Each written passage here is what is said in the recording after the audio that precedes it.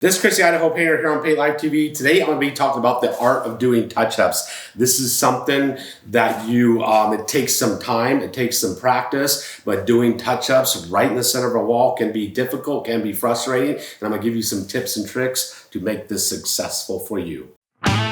So recently I had somebody come into our store, Paint Life Supply Co., and they were having a lot of frustration doing touch-ups in the center of the walls. So through my questioning, the customer, they didn't have the original paint. They were going to Home Depot and buying a paint. They didn't know the original sheen, and they were just having a color match done of the color. Now, if you ever try to do a color match from one product from a company and use a different product, you're never going to have the exact color and you're never going to have the exact sheen, so your touch-ups are always going to show. Now, the touch-ups the customer was trying to do is they were removing pictures, trying to get the house ready to sell. You'll have what we call haloing around the pictures, and it's kind of like dust buildup. It could be fading from light coming in and stuff, but there's these rings where the pictures were. They're removing nails, spackling them, and trying to touch that up,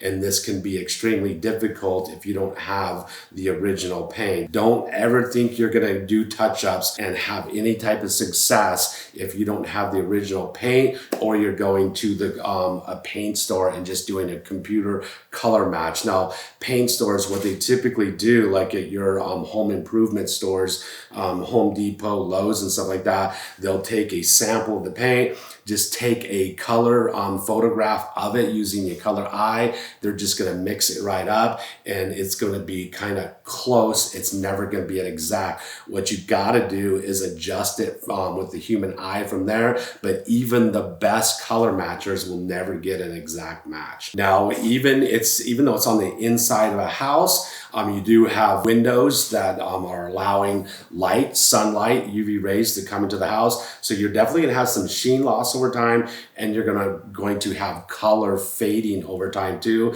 So the longer the period of time, the more difficult the touch-ups are going to be. So don't think you're going to be able to get an exact match if the paint job has been like 10 years down the road and you're trying to do touch-ups in the middle of the wall. Another thing I want to talk about is using the proper tools when it comes to doing touch-ups. Now, one thing you don't want to do unless you're rolling entire walls, if you have the original paints, you have the original color and sheen, it's a lot faster if I've got multiple touch-ups all over these walls just to re-roll the whole wall. That's typically what I'm doing when I go into a job where somebody just wants touch-ups. I'm not just going to try to touch up in the middle of the wall, because that's extremely, extremely difficult. I'm just going to re-roll the whole wall. I only got to get this close to the ceiling. I only got to get this close to any type of trim, baseboards.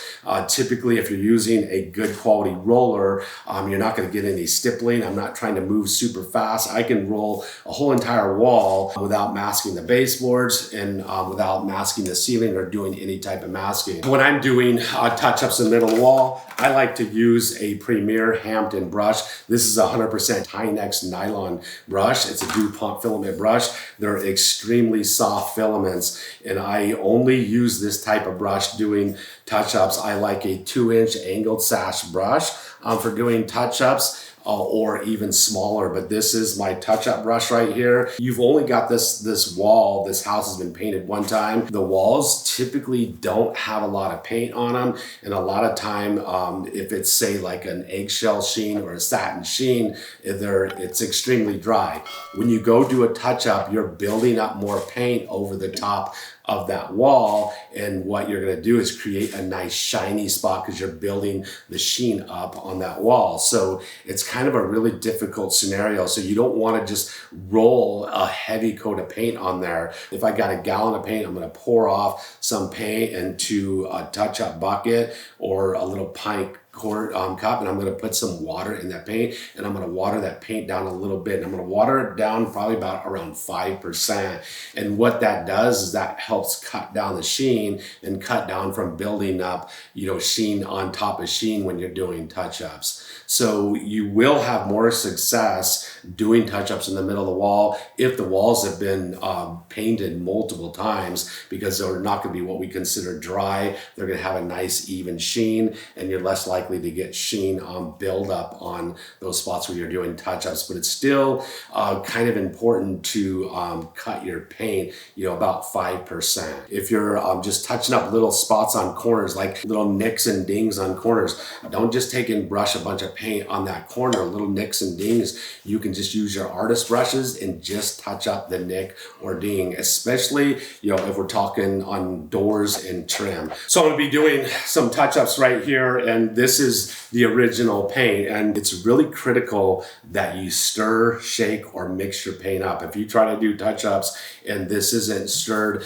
mixed, or shooken up, you're going to have problems with the touch-ups. They're gonna show. So I'm gonna make sure I shake, make sure I stir, make sure I mix this up extremely well. So now I'm gonna give you, walk you around and show you some scenarios and show you how I go about doing touch-ups, because this is really important that you see how it's actually done, so you'll have some success. So we got some scuff marks, some marring right here on this wall, and I'm going to be using my Hampton 2-inch brush right here. And one thing I want to tell you is what you don't want to do is use a wet brush. I'm going to be starting off with a dry brush, and we're going to be doing these touch-ups. The other thing, I'm going to be using the original paint. I've got a bucket. The original paint was in a little quart right here, and I'm just going to set this inside my bucket because I don't want to carry that quart around.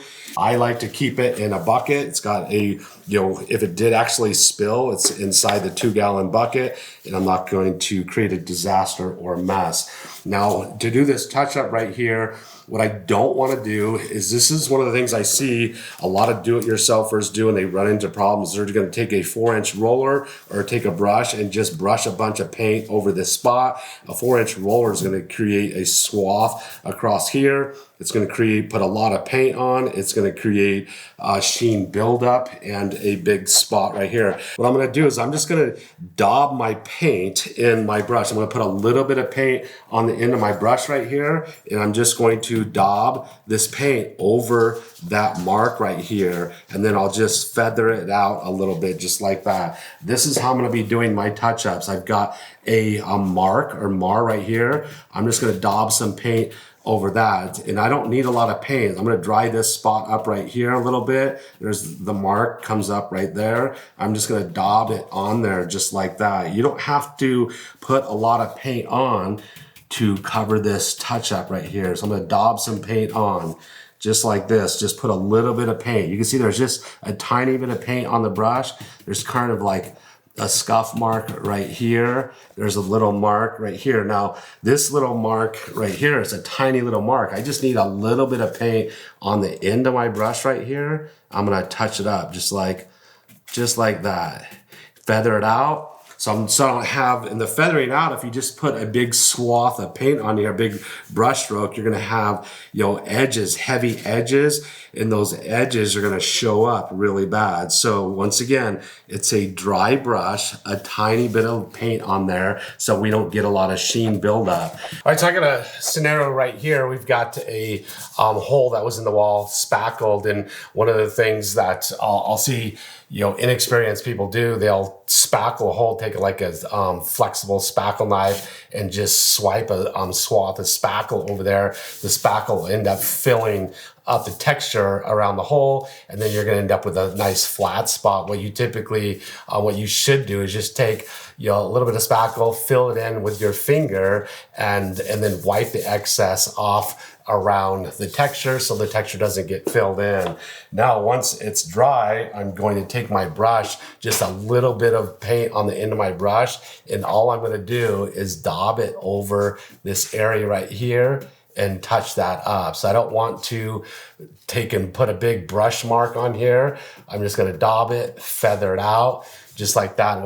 This is what we call dry feathering it out around that spot.